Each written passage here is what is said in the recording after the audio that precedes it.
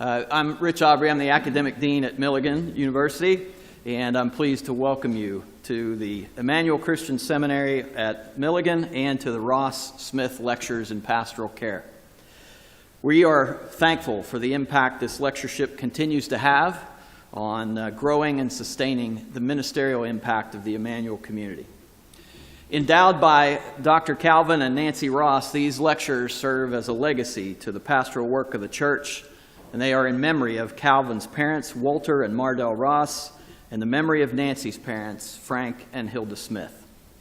Last year, then Dean Roland Ramstron observed that Calvin and Nancy have shown great love for Emmanuel School of Religion, Emmanuel Christian Seminary, and Emmanuel Christian Seminary at Milligan.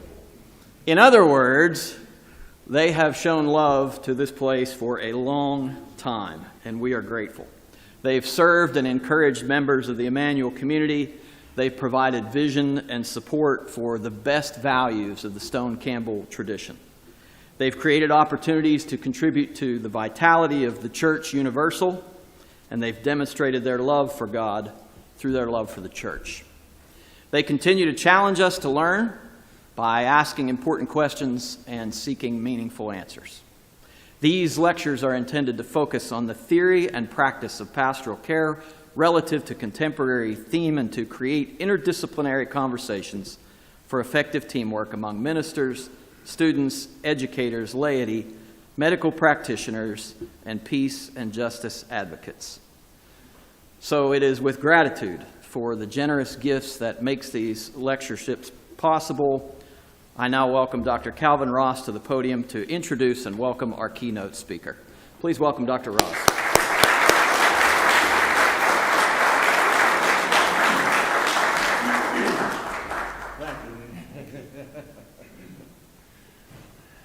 Thank you, Dean Aubrey, for those very kind words.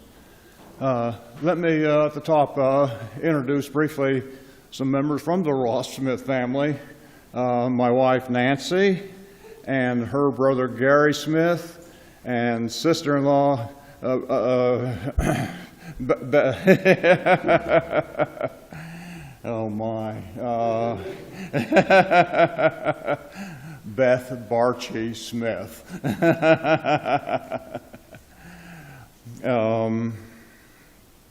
I think that's all from the Ross Smith family as I look around, but we're glad to have Gary and Beth with us, and it's a wonderful, wonderful event.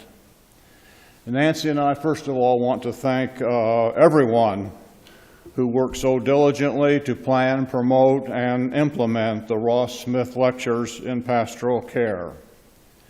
We're very grateful for Dr. Jack Holland's steady oversight, for the ongoing efforts of administrators, professors, and staff at Emmanuel, and for the assistance and financial communication department and support from Milligan University. Close to 2 years ago, Dr. Holland lent me a book by Dr. Andrew Root, who was being considered as our lecturer for 2023. I found the book to be a splendid blend of practical insights and scholarship, and I was delighted to hear that he had accepted our invitation to come. Dr. Root received his PhD from Princeton Theological Seminary. Last evening, he and I had a chance to talk about some of our separate times with professors at Princeton. That conversation inspires me toward a parenthetical comment here. For anyone interested in ministry, I highly recommend two books. The Transforming Moment by James Loder, L-O-D-E-R, The Transforming Moment, and Preface to Pastoral Theology by Seward Hiltner, S-E-W-A-R-D Hiltner. Preface to Pastoral Theology. Dr. Root is the Carrie Olson Baleson Professor of Youth and family ministry at Luther Seminary in St. Paul, Minnesota. His writing interests are areas of theology, ministry, culture, and younger generations. Over the last 6 years, he's published six books, very impressively, one each year.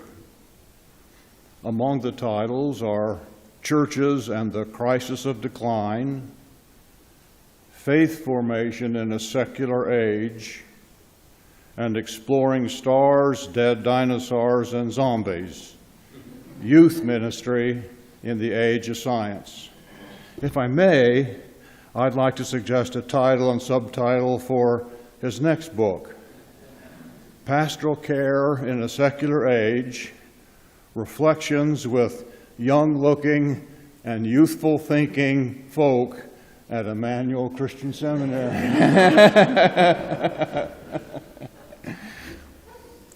Finally, Nancy and I thank each one of you for your in-person or your online attendance.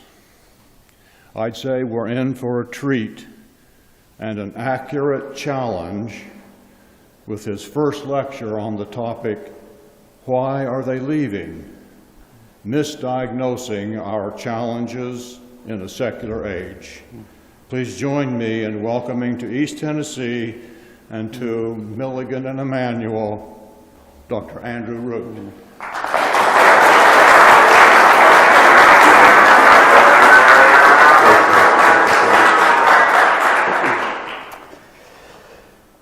Well, thank you all. Thanks for having me. Thanks to the Ross family for this. This is wonderful. So I want to jump right in. So I have these first two lectures are going to be kind of a part one, part two, because I want to tell you a story here as we go. But I want one big why question to frame our time in these two lectures. And here's the why question. Why does it feel like all people are leaving the church? Or let's even throw it a little bit more existential. And why does it just feel like being a pastor is so hard today? So those are our two why questions we're going to hold on to. And let me just answer them right off the bat. And the reason is because of the secular. All right, I said there were two. I guess we're done. Thank you all for coming. I've now answered the question. Yeah, thank you. Yeah, those are the guys who want to go to lunch. So, so here's the thing. That is our answer. That maybe why people are leaving, why it's so hard to be a pastor right now is because of the secular. But it doesn't take too much thinking.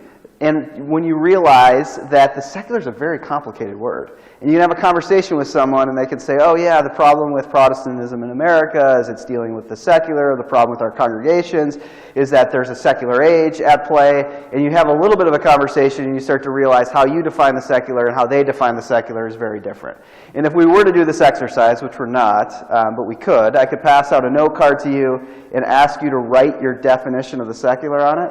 My guess is there would be a lot of overlap, but it wouldn't take too long till we started to realize there were kind of divergent views of what we mean.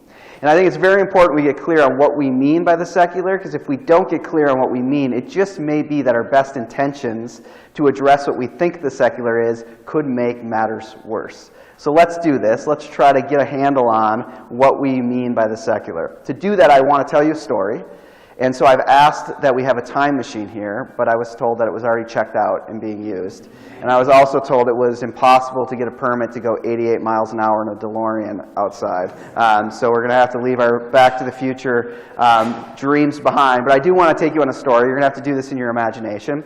And I want you to go with me back. Let's go back 600 years. Let's just stay in the West. And since we're going to the West, 600 years, let's go somewhere exotic and cool. So let's go to the streets of Paris. Let's go to the streets of Paris in the 14th century. If we were to do that, if we were to enter the streets of Paris in the 14th century, we would be entering a society where the dial of the secular was set at zero. There was no secular. That we were dealing with the world of secular zero. Now, of course, people knew what was going on in the sense that they knew some things were sacred and some things were profane. And by profane, I don't mean gross or bad. I simply mean just not used in holy activity. So people were aware. They weren't ignorant. They knew that the priest's chalice was a sacred thing, and a shovel or a hoe used in the field was a profane thing. But for the most part, all of these things just fit together. It was very hard. It was nearly impossible not to believe at this time. The whole society perpetuated belief. The way you worked, the way you talked, the way you lived almost every minute of every day was all soaked in a deep sense of belief. It was nearly impossible to find an atheist back in this time. No one even really knew the conception of that word. As a matter of fact, this is a statue, and I always start leading in by saying, I don't know if anyone knows who this statue is, and no one ever does, because you would have to be a major statue nerd to know who this is. And if you're a statue nerd, I don't want to meet you. You stay to yourself, hang out in your own Facebook group. That's cool. No judgment, but I don't think I want to talk much. But this is a statue that's in Venice, Italy. And it's right off one of the Grand Canals. And I found this statue because the book that Calvin mentioned, the dinosaur book, came out of and grew out of a grant that I had, a Templeton grant. It was a good grant, but it had a bad name, a very bland name. It was just called Science for Youth Ministry. We could have come up with a better name, but we didn't. But I got to tell you, I am really, really good at spending other people's money. So I came up with some great ideas to spend on this grant. And one of the ideas we came up with was to take a group of high school students and do a pilgrimage in Italy where we walk the steps of Galileo. Now, I'm really good at spending other people's money, so I thought, you know what we should do? We should not only walk the steps of Galileo, and we can talk faith and science as we do that, we should bring a historian along with us, somebody who has studied the history of faith-science conversation. So we got this guy who just retired, his name is Mike Shank, one of the leading historians of faith and science, and he came with us, and it was great. But the problem was that Mike made you feel really dumb. Not because he had any ego. He was the most humble guy I've ever met. He just kind of made you dumb because he was incredibly bright and he could speak fluently every European language. So, you'd go get gelato with him and he'd move from Italian to Spanish to German. Just whoever he met, he could just slide into these languages. Well, I had the great privilege of dropping him off at this monastery. He was going to stay in Venice before he went home, and he was going to write a paper or something and go to the library. And as I dropped him off at this monastery, he said, I got to show you the statue. So he takes me to this statue, and this is a statue of Paolo Sarpi. And I don't know if you know who Paolo Sarpi is, but Paolo Sarpi was Galileo's friend, and Paolo Sarpi actually encouraged Galileo to write his book that got him in hot water with the Catholic Church. And he says, I have to show you this since we've been talking about Galileo. Here's a statue of Paolo Sarpi. And then he points to this plaque that's on the base of this. And it's in Italian, so Mike has to translate it for me. So if you go to Venice today and find this statue, you will have to find a hunky Italian man to translate it for you. Very, very good pickup line if you need one. And so this is what it says. It says Paolo Sarpi, date of birth, date of death, and then it has this quote in Italian. It says, Paolo Sarpi, the only unbeliever of his generation. Now that's interesting. And we're talking 16th century here. It was very hard if you went back, say, to the 14th century to just not believe. Belief was everywhere. And it's hard for us to imagine, what would that be like? What would it be like to be a modern person and go back to a kind of secular zero world? I have no idea what that would be like. I'm not even sure it's really possible. But I do know one popular cultural thought experiment that it's imagined what it would be like to be a modern person or have a modern society and have that society go back to secular zero. And it's a little dystopian show on Hulu called The Handmaid's Tale. Has anyone seen The Handmaid's Tale? If you need not to sleep, just watch season 1 of The Handmaid's Tale. It's a frightening kind of dystopian story. It's based, the TV show, I think they're in season 4 now, I think, somewhere around there. And but they're based on a novel written by a Canadian author named Margaret Atwood. And what Margaret Atwood imagines is that America has fallen, that America no longer exists. And a new group has taken it over called Gilead, and Gilead has taken America back to secular zero.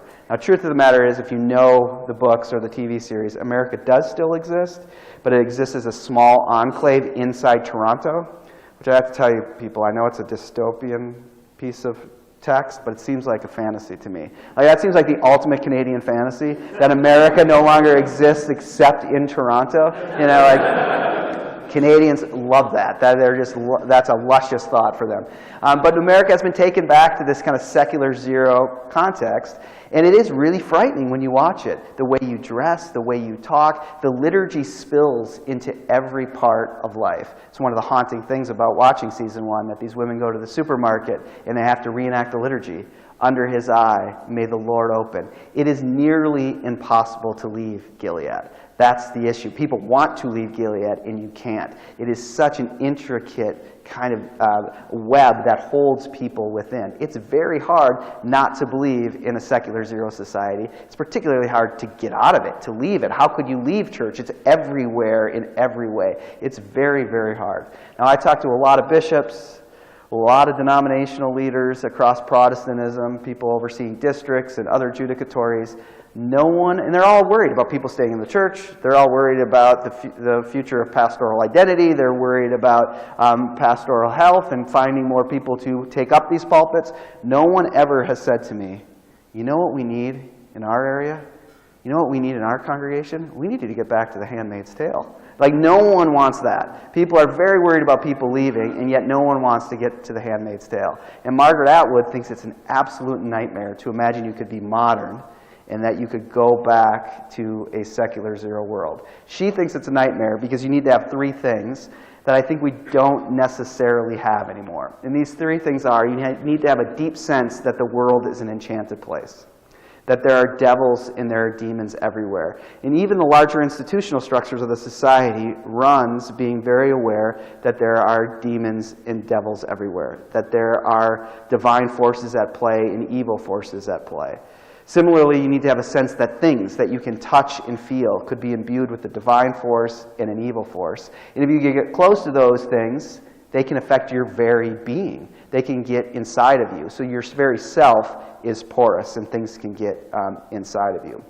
Now, there's a great book written by a historian named Keith Thomas called Religion and the Decline of Magic.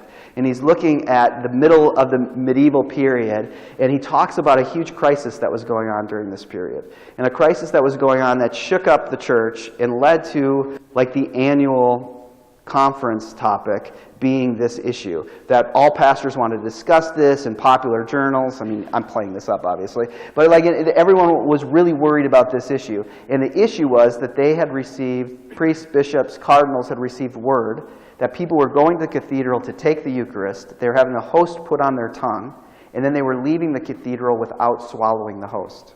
They were keeping it in their mouth. They were holding it in their mouth. And they were leaving the cathedral, and they were taking the host, and they were putting it on their fields, and they were feeding it to their sick pig, not because they were denigrating it, because they thought it was filled. It was imbued with such a powerful force. And if you needed to survive a cold winter and you needed a good crop yield, well, why not bring the very host, the very body of Jesus Christ to this? They had a sense that it was magical, that it had power to it. Well, you can imagine this made the priests, the bishops, the cardinals very worried. So they gathered all the leadership, and they said, what are we going to do about this? And I mean, people came from all over. This was the major topic. Like, come hear the lectures of the year. The topic this year is how to get people to swallow the host. And people were like, I gotta go hear that. Like, people were very interested in what was going to go on here, how you solve this issue. So they talked about it, and some genius in the room, I don't know who this person was, but some genius raised his hand, and they pointed at him. He said, well, I have an idea. Why don't we make people stick out their tongues? Why don't they stick out their tongues and show us that they've swallowed it? And this kind of held on, and in different kind of Catholic traditions, you can still see this, where when people take the host, first of all, they put their hands behind their back, because they cannot touch this holy thing. They put out their tongues, the priest puts the host on them, and then like a 4-year-old with a sword at the doctor, you stick out your tongue and show the priest that you've swallowed it. If you've seen an Italian or Irish gangster movie, kind of Scorsese-like, you know there's always a scene of the mob boss's daughter or son's first communion, and then a montage of murders, you know, like the blood being spilled and the blood being spilled, and you see it. It's a perfect alibi for the mob boss. I couldn't have killed anyone. I was at my daughter's first communion, and you see it. The mob boss comes up, hands behind the back, and then host on the tongue, and then shows the priest they swallowed it. This is kind of hung on with us. Well, the other thing that they did is they ramped up the rhetoric. I mean, really concerned that people were misusing this. They ramped up the rhetoric, and they told people, if you misuse the host, this is the holiest thing we have. If you misuse this, you burn in hell. You should be very concerned not to do this. And it frightened people. So for a generation or so, it eventually became church law that you had to take communion twice a year, and most people took it twice a year because they were absolutely frightened. They were absolutely frightened going before the altar of what would happen when this very holy thing went into their sinful bodies. But they did it because it was better than the alternative. So twice a year this happened. Now I have a son who just has gone off to his first year of college. He's 6 weeks into college. Beautiful boy. I want it on the record. I know this is being recorded, so I want this on the record. He is a great kid. Wonderful kid. I would die for this kid. That's on the record. He's the biggest pain in the butt who's ever existed. I mean, he's wonderful, but he's just, he's a little bit too smart for his own good, and especially 15, 16, whatever I said, he took the opposite position, so I could be like, oh, it's a beautiful, beautiful day today, the sky is so blue, and he'd be like, that sky's not really blue, like he would argue any point. So in the church that I worship in, which my wife is the pastor of, it's a small Presbyterian church in City Church in Minneapolis. When we take communion, we take it in a circle. It's a beautiful kind of moment. About 60 of us worship together. The words of institution go over the elements.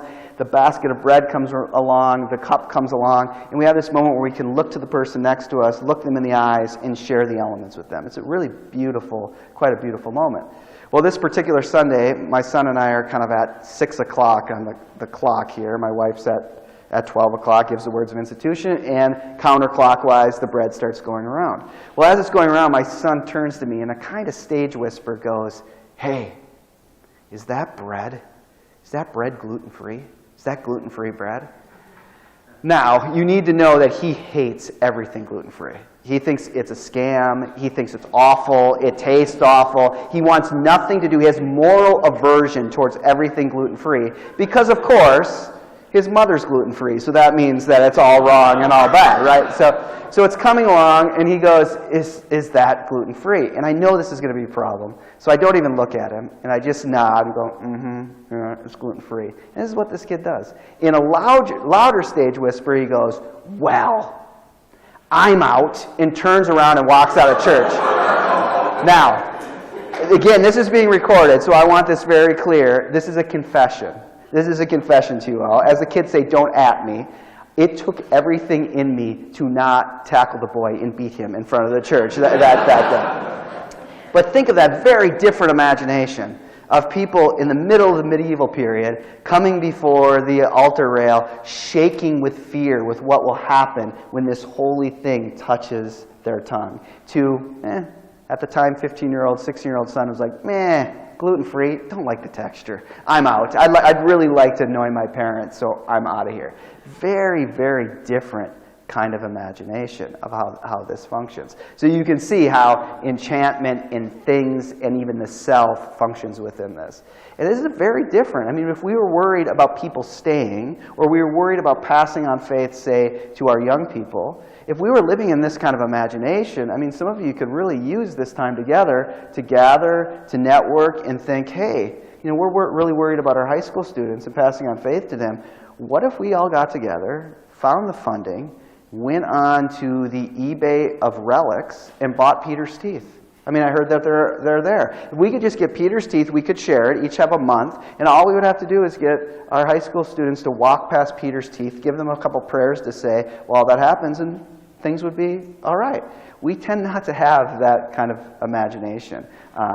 Now, we're never quite as modern as we think we are, but we tend not to function that way. And the way the self functions, too, we don't think that it's that porous, that if you touch something, it will get inside of your being. So I'm going to give you a couple references to PBS, and I just reference PBS so you think I'm smart and know that I watch PBS. And I'm not only a watcher, I'm also a supporter. And I have my tote bag in the back, and you can see it. But PBS was running, they did like 2 seasons of Victoria. Did anyone watch Victoria on PBS? So season 1 of Victoria, there's a very fascinating scene. So we're talking Queen Victoria, 19th century here. So we're not even talking 13th, 14th century. We're talking 19th century. And Victoria, they show this on the TV show, that I'm pretty sure has historical connection, that she's told that the London Zoo is coming in, and she's told, because she's pregnant, she is not allowed to go to the London Zoo. She's not allowed. It's bad for her health. And her doctors tell her she's not allowed to go to the London Zoo because if she sees an elephant, there is a good chance that the baby she's carrying could come out with big ears.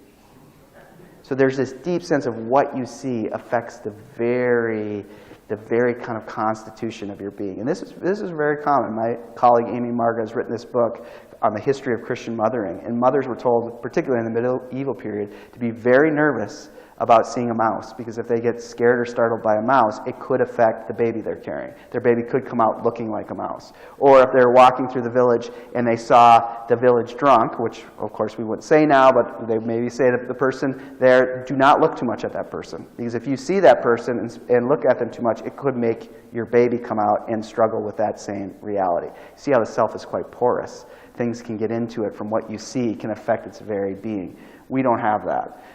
We have more of a buffer. And to illustrate that, I want to show you one of the greatest commercials of all time. Remember this Snickers commercial?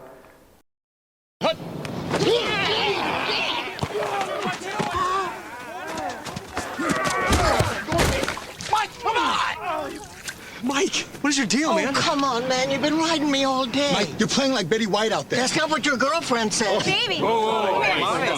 Eat a Snickers. Better? I'm all bad!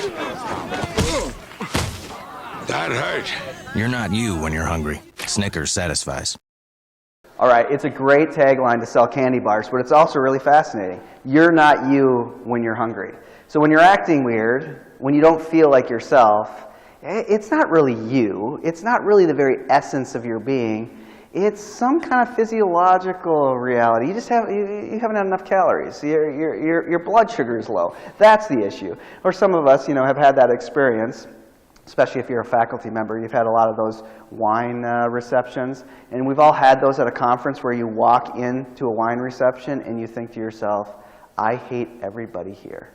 Like everyone here is annoying me. I don't want to be here. I hate all of these people. Usually your response to yourself to deal with that is, gosh, I'm tired. It's been a stressful semester. That there's some kind of external reality that's making you feel that way. You don't think, oh no, the devil is near. The devil is at the door. Maybe we should think that, but we tend not to. Or my daughter, who's 16, the start of school is always difficult. And this first month of the start of school, when she throws a fit every day coming home, we tend not to think, and again, I think this is a very good thing, we don't think, oh, the devil is here. The devil is at the door. Call a Catholic priest to run an exorcism on her bedroom, because, of course, a Lutheran and a Presbyterian wouldn't know what to do.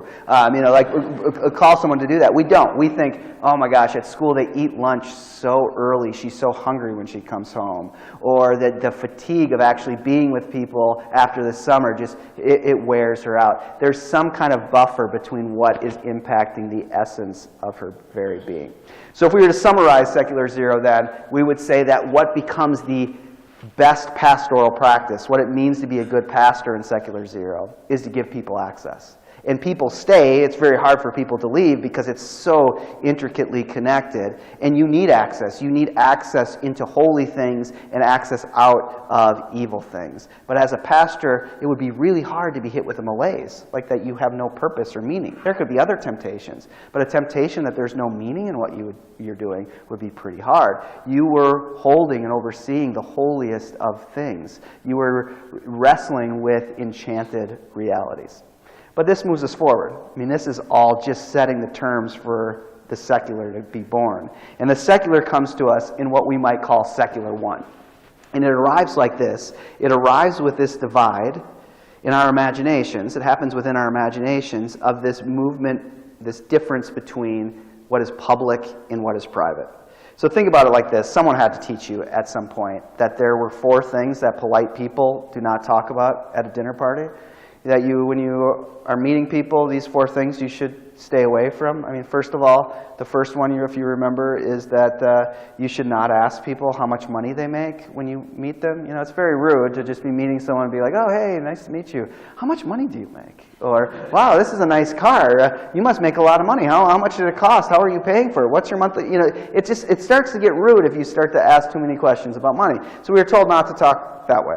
We're also told not to talk about something that's nearly impossible in our day and age, but we're told you shouldn't talk about politics. Polite people at a dinner party don't talk about politics. Now, in our day and age, politics is entertainment, so it's nearly impossible not to talk about it. It's like, what else What do you talk about? But you were told, don't talk about politics. The third thing has held on, I think held on pretty strongly, that a polite person does not talk about sex at a dinner party. It'd be very rude to ask someone about their sex life as you're just meeting them at a dinner party. But then the fourth thing you were told not to talk about at a dinner party was what? Religion. So there we go. Money, politics, sex, religion. You are not supposed to talk about those things at a dinner party. Polite people do not talk about those four things at a dinner party. Why? Well, why is because those four things are private. And polite people do not talk about private things in public. This becomes the very dawn of the secular, when belief becomes a private reality. No one in secular zero would ever imagine that belief was a private thing. But when we enter into a modern time, all of a sudden belief becomes a private reality. It's something that more happens internal in a certain sense. It becomes this kind of private reality. So it's a transition away even from things themselves being imbued with the divine force to what happens in some ways inside of you or inside of your will in some sense. So we have a transition to wills, first of all, that wills become important, that we believe when we will it, when we enact it, when it happens. Again, it's not purely rational, but it happens more internal.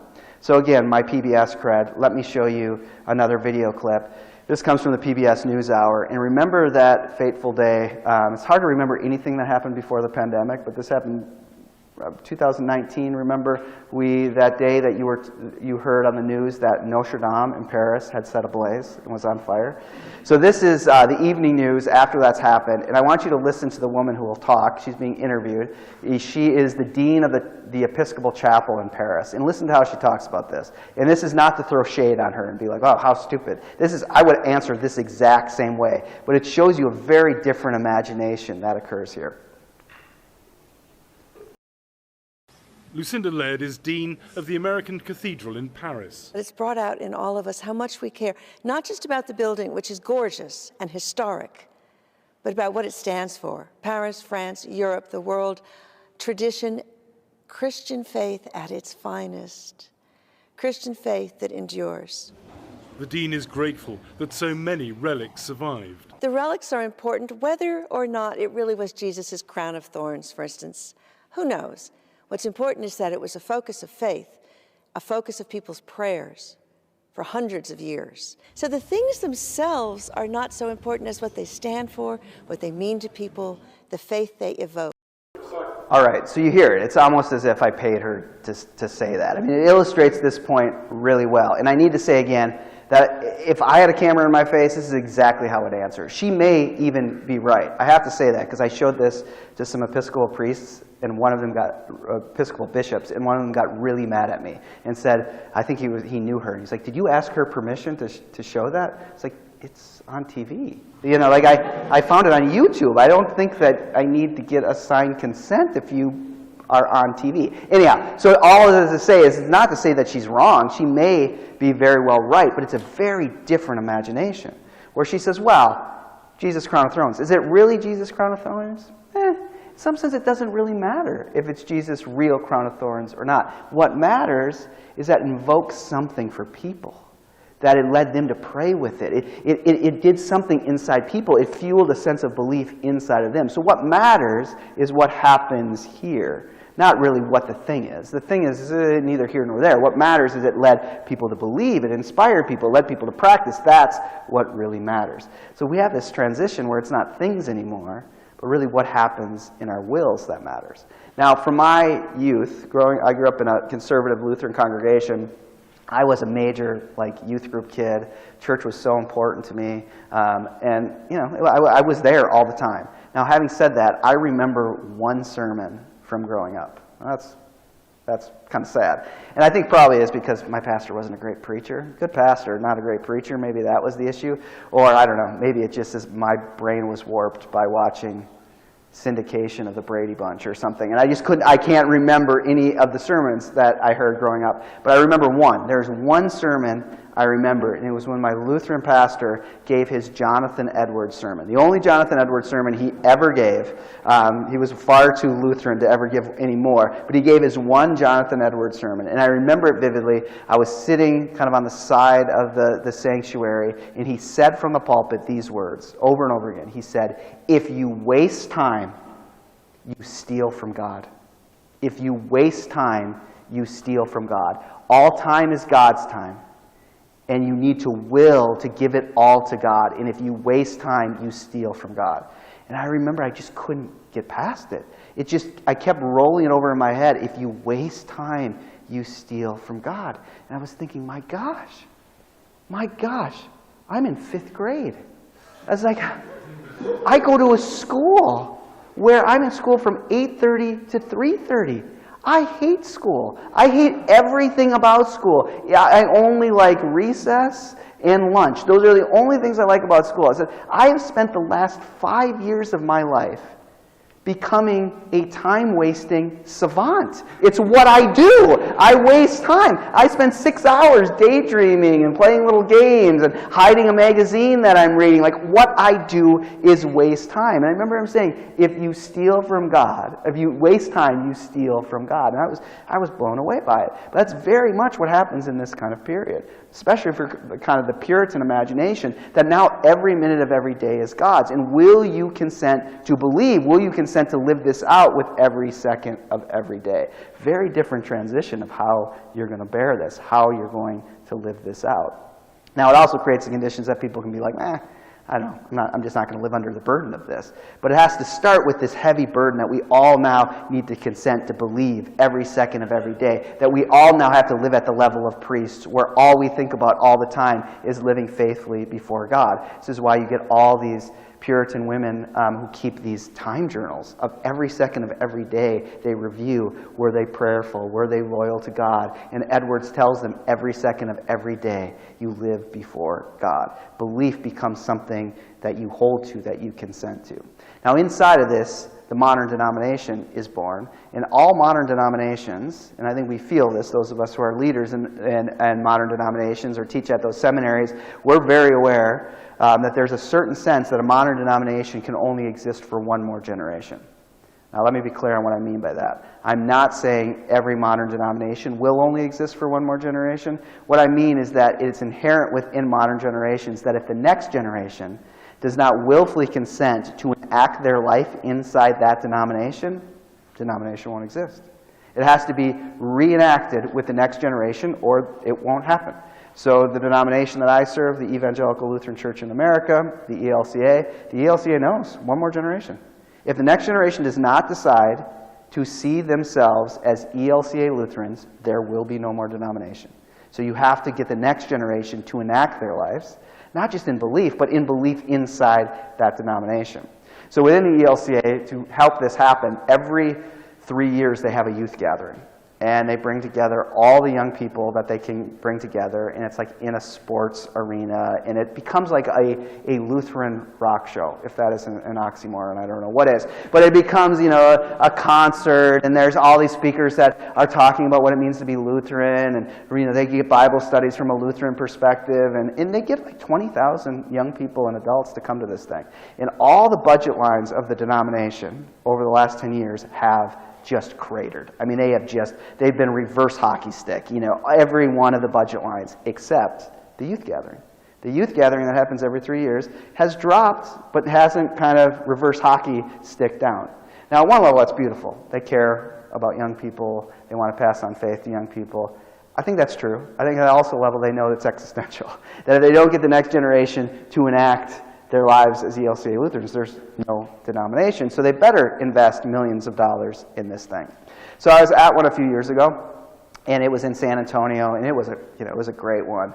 The music was great, the speakers were great, and the kids were on fire. I mean, they were having so much fun. Well, I happened to end up to be a creepy guy listening to high school kids talk. I didn't mean to be, but I was walking down the hallway of the convention center, and I tried to kind of get past these girls, and I couldn't, so I was listening into their conversation as I was waiting to get past them.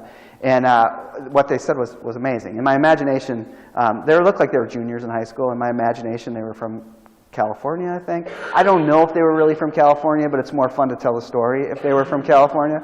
So these two girls are walking in front of me, and one of them, they're side by side, and they're having so much fun, and one of them ends up kicking her friend, you know, like kind of in a teasing way, the thing where you kind of do this, you know, like you're walking side by side and you do that. And of course her friend knows right away that her friend kicked her, and it's all kind of fun and games, and they're just, you know, they're best of friends together, and the girl who gets kicked kind of plays it up. And she goes, "Oh my gosh."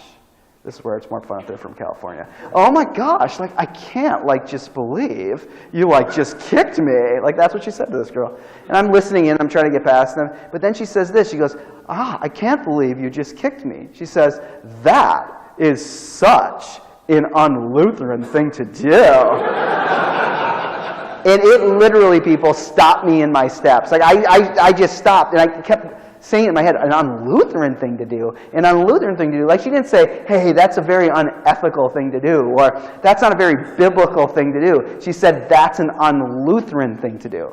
Now I thought if her friend would have come over to her, put her arm around her and said, "Hey, I want you to know, we're hearing all this stuff about justification by faith alone, but I want you to know your works really matter," that would have been very un-Lutheran. That would have been a very un-Lutheran thing to do.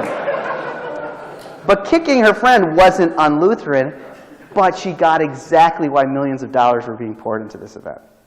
This young person was trying on, at least for these 4 days, what it would be to imagine herself as Lutheran. Would it last 4 weeks? Would it last 4 years? Would it last until she's 44? Who knows? Worth money. It's a good bet. We got to try. What else can we do? If the next generation does not decide to enact their lives as Lutheran, there is no denomination. You can see why the kind of existential threat of their leaving starts to really set in. How do we keep these institutions going if people start leaving? But you also see this kind of sense of what you will, what you will consent to, what you will believe becomes very important. And it becomes a very different way of pastoring them. Now to be a pastor, you have to somehow cross the boundary between what is public and what is private. As a pastor, you are a public person. But somehow in your ministry, you have to cross the boundary over into people's private lives and help them believe or live out their faith in that way. It's very tricky because people's private lives are much like vampire lore. You know how vampire lore works? Remember when vampires were like the sexiest people on TV and we had vampire show after vampire show?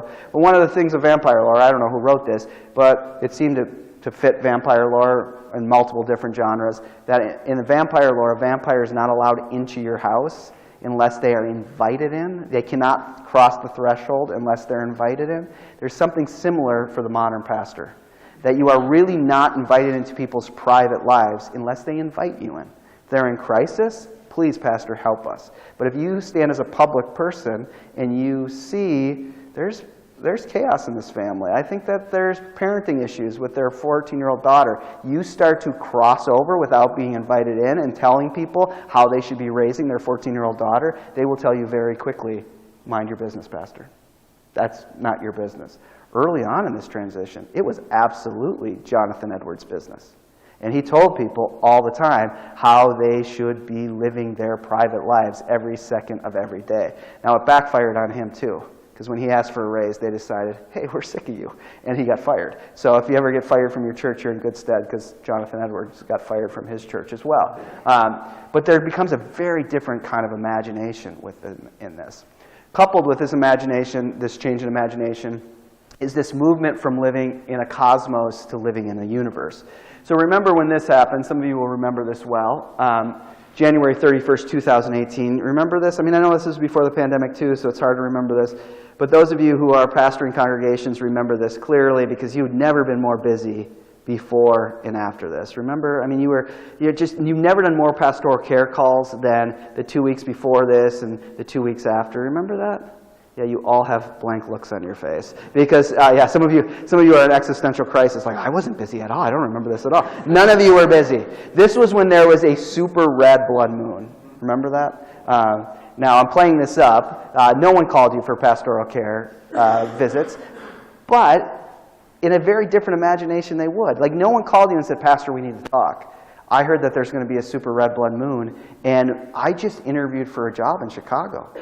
what is God saying here? Am I supposed to take this job or not? Or Pastor, there's a super red blood moon and we're trying to have a baby. Is it safe to have a baby if there's a super red blood moon? What is God trying to say here? Well, how do we make sense of this? When you live in a cosmos, the idea is even the natural phenomenon has a message. And the pastor's job is to help interpret even this phenomenon, help you interpret your life. Well, we don't live in a cosmos anymore, at least in our imagination. And we think this is cool. I mean, this is a very cool thing. You should get up early at 5 in the morning and Instagram yourself with this. But it's just cool. It doesn't necessarily mean anything. There's not a kind of sense of meaning dripped within it. So you see how the pastor no longer is kind of interpreting even the phenomenon out there and giving people a story to live in. Now you're just working with how people kind of individually demonstrate what they believe internally, externally. So if we have a kind of transition from giving people access, in secular one, what matters is how people demonstrate. How they demonstrate, and church life becomes about demonstration. How people demonstrate publicly in the church or in society in general what they believe internally. And your job is to help them demonstrate that. And the best pastor will get people to demonstrate that. Get them to volunteer. Get them to give. Get them to do all those things as a demonstration. There's nothing wrong with it, but as a demonstration of what's true internally. Now, this is with us.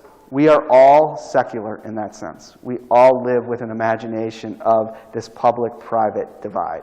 I mean, we even say things in a kind of political reality where we're like, wow, we don't really care what the mayor believes. What we care about is that the garbage gets picked up. What we care about is that the water is clean. That's what we care about. Maybe there may be some of us, and we know other pockets of people who really do care what the mayor or the garbage collector or the dog catcher believes. But for the most part, we're like, well, that's their own private decision. What we care is what they do publicly. We're all that way. It creates new challenges for us. But inside of that reality, it evolves. It never goes away, but it starts to evolve, and it starts to create some really interesting conditions that if we're not careful, we can fall into some traps. But to get there, you have to come back for the next lecture. So do you remember, when some of you who are old enough remember watching the first Lord of the Rings movie? Remember, it was Christmas time. You went, you sat into a theater. You'd been anticipating the Lord of the Rings becoming a movie. You watched it for 3.5 hours. And then Frodo says, we're going to take this ring up the mountain. And the credits roll, and you're like, wait, what?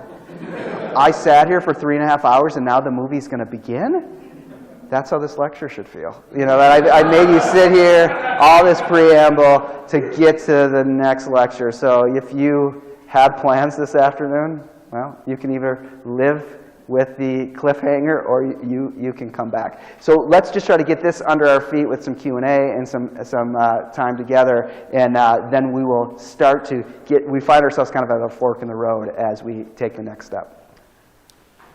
All right.